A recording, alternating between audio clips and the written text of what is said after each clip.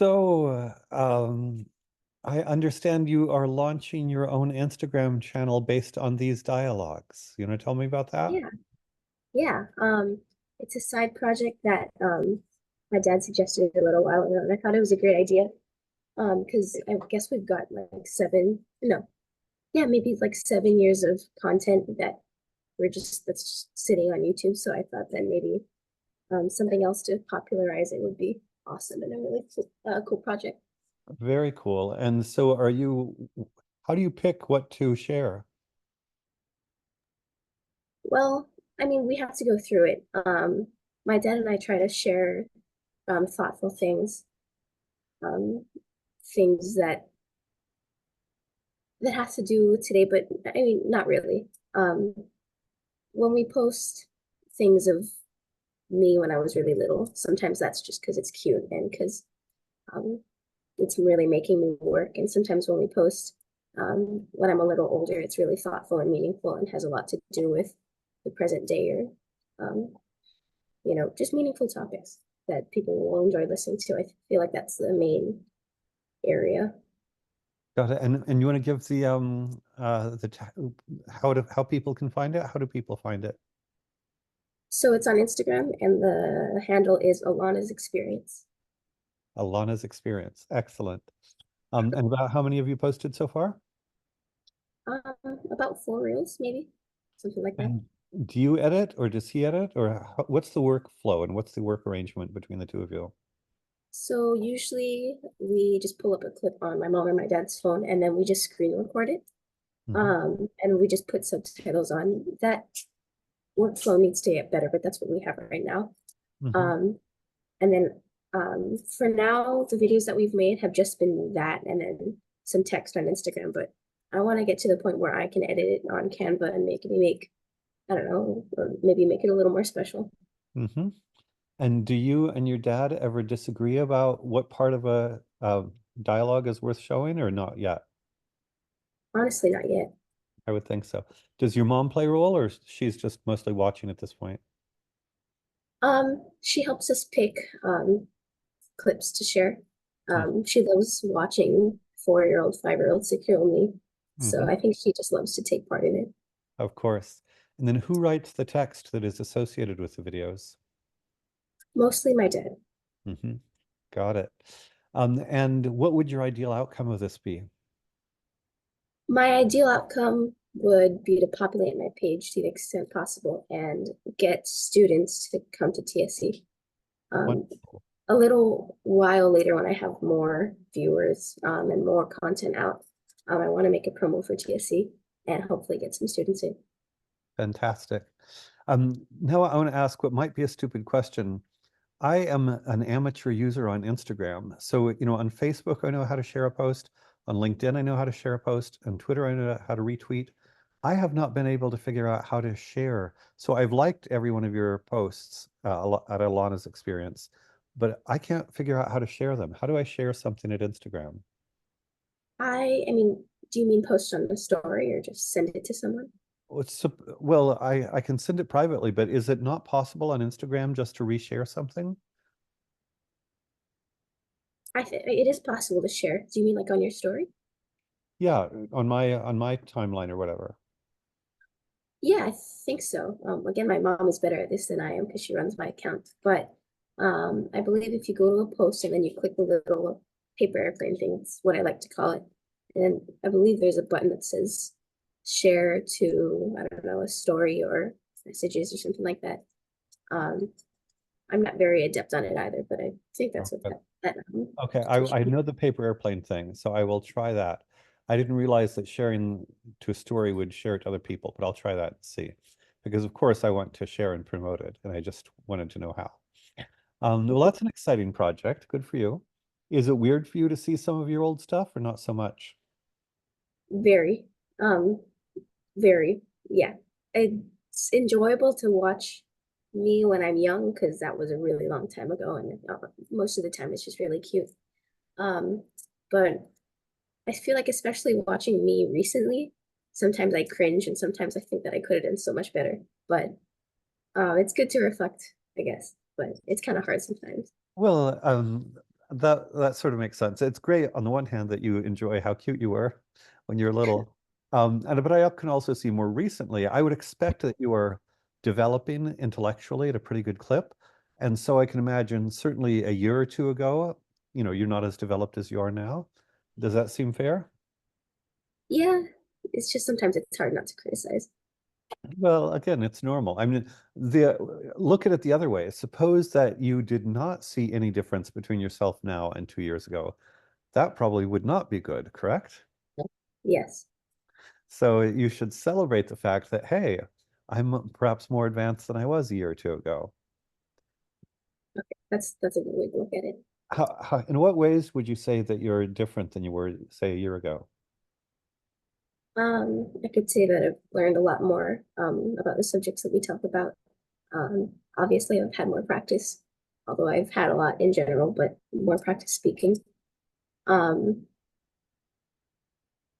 Maybe just the way I speak, the way I think might have evolved and changed over the past couple years. I mean, especially from when I was really, really young to where I am now. Hmm. Yeah, I mean, I'm very interested in this because, of course, I've seen hundreds and hundreds of kids change over the course of years, and I think it's interesting to try to explain it because, I like to use the word articulate, but I would like to develop better vocabulary and better descriptions. So if you can help me explain how people change by means of many hours of dialogue, um, I'd love it. So when you see, actually, this is a way to flip it around. Instead of cringing when you see yourself a year or two ago, I'd love for you to articulate exactly how you're different. You might say something like, then I seem to have been looking at the world through this lens. Now, a year later, I'm seeing the world through this lens, and therefore I'm more accurate. Something like that. Does that make sense? Yes. I think that would be really interesting because then you're showing how Alana at age 12 with greater awareness views Alana at age 11 with less awareness. And then we can begin to discuss what does it mean to be more aware? To what extent is it a change in how you speak versus a change in how you think versus a change in knowledge? Do you think in some sense it's all of those? Yeah, absolutely. Okay.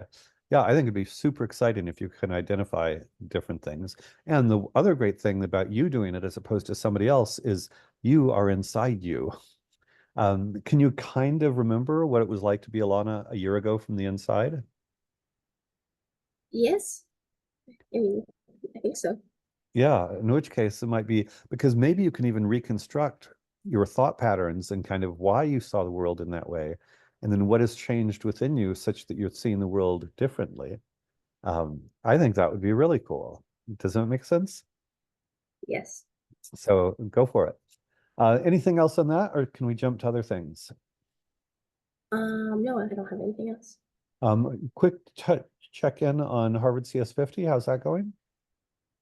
Good. I'm almost done with the project that I was working on. I'm having a little trouble because, again, I was mixing up syntax with Python and C because I normally do Python and C is a little confusing. But I'm starting to watch the next lecture, so I'm excited about that. And so this is the project for lesson 0 One. or lesson 1. Okay. Did you do that project for lesson 1 last spring, or is that kind of where you stopped last spring? I believe I did the less complicated project. So I wanted to try the more complicated project to see where I was. And obviously it is more complicated. So I'm enjoying that challenge. Good for you. I'm very glad to hear that you're taking on the more complicated project. Are there typically, or were there just 2 variations, less and more, or were there 3 variations? There's 2 variations, less and more, but there's, I believe, 3 projects in total. Okay. And of the 3, which one are you on? The last one. Oh, wow. So you're doing the more complicated version of the last project of lesson 1. Uh, Yes. great. And does Walkie need to help you very much, or you can mostly figure it out on your own? Mostly I've been able to figure it out on my own, but I think I'm at a point where I'm gonna um, really crack down and go join the meeting. I've been trying, but the um, things just keep happening. But I believe I'm able to join. I believe he changed the time, so I'm able to join. Excellent. And then you were reading Homer's Iliad. How's that going? Awesome. I'm at a really exciting point. It's What's going actually, on? say that again. What's going on? So right now, I've passed the part where they're describing the allies of the Achaeans and the Trojans. That was kind of lengthy, but it was interesting to read. Hmm. Um, I'm at the part where, no, I just finished the part where they made the truce and Menelaus, I don't really know how to pronounce his name, but him and Paris have to fight in a duel for Helen and the treasures and things like that. Um, I've read that. I've read the Iliad multiple times, but not like this, like the graphic novels and the children's version. So it was, I know a little bit how it goes, but it was interesting to read it like this because it's a lot more in depth and I get to see a lot of the true sides of the characters, if that makes sense. I feel Hmm. like sometimes they change it overly so for different versions. Yep. But the part that I'm on right now is Aphrodite has saved Paris from dying and taken him back to the room. Um, and there's some dialogue between Aphrodite and Helen, which I didn't really understand, but I'm trying to because Hmm. it's interesting. What do you make of the gods interacting with the human beings the way they do? Do you think the gods are like more like people or more like gods, or what do you make of the gods in the Iliad? Well, they're gods, but I feel like they have human emotions. For example, when Aphrodite pulled Paris out of the duel, my immediate reaction was I didn't think she should have done that because she's interfering with oaths and the way things were, in my opinion, or I kind of wished happened like that. Not because I wanted the story to end, just because that made sense where it was going. Hmm. Um, but I feel like because she was impulsed by maybe human emotions, because she was a god, she could do those things, Hmm. um, which kind of separates her from humans, but I think they're close. Do you think that the gods are sort of like humans with superpowers? That is the same kind of emotional weaknesses that humans have, but with the ability to appear out of nowhere and that kind of thing. Yes, I think that's one way to describe them. So, does that seem strange for gods to be like that, or I guess that's just the way the Greek gods were? It's kind of strange because when you think of gods, it's like, oh, they're probably super, super mature, powerful, all intellectual beings. And then when you read stories like these and others, you find that that interpretation is kind of wrong. Um, there's a lot of sets of gods like these, and then there's like Christian God and other religions that it kind of where it kind of varies. But um, it's interesting learning about this one. And what do you make of the human beings being able to hear the gods and see the gods? Well, it's different from now because I'm not able to do that. So again, Otherworld, it's interesting to read. Um, I think that that also changes the motion and the flow of the story as well. If they weren't able to do that, I feel like it would be a little different. Hmm. And I guess I'm wondering, in science fiction, you can have, or fantasy, you have imaginary things going on. Would you say reading Homer is like science fiction or fantasy, or is there something different about reading an old text where perhaps people really experienced life this way? It kind of is, but I think it is different because it's you can kind of relate to it. I think I usually when I read science fiction, it's a little bit hard to relate to some of the characters because it's science fiction. But in this case, there's a lot that I can relate to. Could you imagine experiencing the world the way they experience the world? Not really, Hmm. honestly, because I mean, I've never been in a war. I've never believed in such gods, and just switching to that would be really, really big. Hmm. So somehow it's more relatable, even though it's so different from your experience. Why do you think it's more relatable? Well, I mean, all of the characters, in my opinion, are human. Like they've got human emotions, things that I can relate to, things that I've done. Maybe I don't know. Um, or things, just things that I see can even though our worlds are totally different, the way people act and the way people act in the Iliad, um, can be somewhat similar. So obviously the difference between it's unimaginable for me to be in a war like that. Really, really unimaginable. But what I'm hearing you saying is, and then there's the gods and seeing the gods and hearing the gods. But what I'm hearing from you is that the emotions which are that which is kind of the same. Would you say that the emotions of the characters in the Iliad are completely 100% relatable? I mean, maybe not completely 100% relatable. I mean, if there was one person who had all the feelings of all the characters, maybe, but Mhm, I'm not that person. I've never had my wife abducted or um, my friends killed in war. mhm. But I think, at least for me, some of the more lesser emotions, like maybe relief um, when the truce was announced, I felt relief because I was like, how long is the fighting going to go on? I know that, but having a point like that in the story was interesting. So maybe the Greek, and again, since this is so far away and it's an intense, yeah, everything about it is intense. So that's why they wrote stories about it. People usually don't write stories about boring things. So what I'm hearing is maybe the range of emotions and the intensity of emotions is beyond your personal experience. But the kind of nature of the emotions, aside from the range and intensity, is relatable. Is that accurate? Yes. Got it. Well, good. I am so glad you're reading the Iliad. Would you say that reading this version gives you more of the emotional intensity than reading the, say, comic book versions did? Yes, definitely. I think that's one of the reasons to read the originals is they're often much more intense. Because again, they soften it up for kids when they do the versions. Are you at all, is it too much for you? Do you ever feel as if it's too violent or too horrifying? No, I haven't felt it Okay. Well, I guess as a 12-year-old, you're ready for that. Um, yet.